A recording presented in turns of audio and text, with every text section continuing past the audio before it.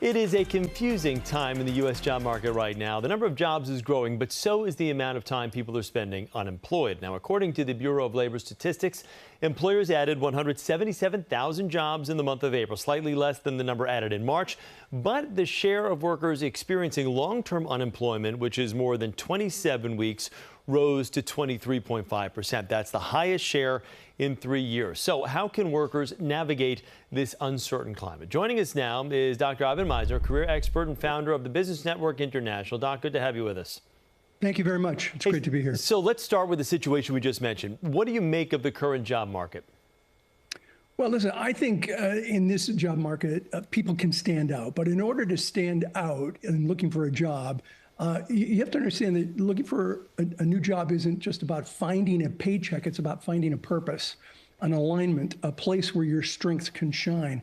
And so the right opportunity isn't just to fill a role. It's to fill a vision, your vision of what you want to accomplish, but also the vision of the company. So this is where Monsieur Google comes in handy, because you can find out about the employers that you're interviewing with or sending resumes into so that you hit their vision. You just hit on a hot button issue, because I was just about to ask you that. With technology these days, does AI everything, Google, as you mentioned, does it make it that much easier to really target the right spot for you? Target, yes. Absolutely. AI is fantastic for saying, here's my resume. What are some great companies? Here are my values as a business person or a future business person. What companies fit these values? Here's the mistake, though.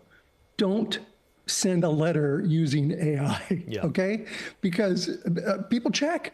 I taught leadership in an MBA program here in Texas, and I was shocked at how many students submitted fully AI-written papers. And I had to, there are programs now where you can check if it's AI or not. And so I had to give it back to all of the students and say, redo this.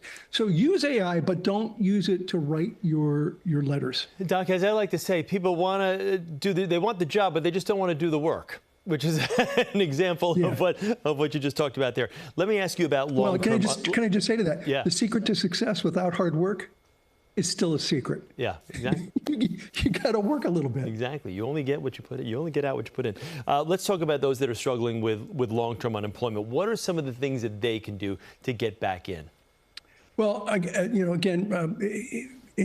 looking for a job is not desperation is not referable. So you can't come in desperate. You got to come in prepared.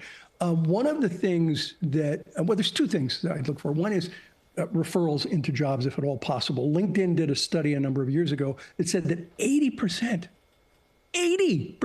of all jobs are filled by a referral of some kind. So don't just respond to ads, although it's okay to do that too, but really make connections with people that you know and let them know that you're looking for work. Here's a great concept: a working interview. Now, this works generally at an entry-level role, not a senior-level role of any kind, but where you simply say to the company hiring, hey, look, I want to show you what I can do. I love what your values are. I love this organization. Let me come in for a day or 2 days, and I'll just donate my time. And now usually they pay you because they have to, but I'll donate my time, take a look at how I can work.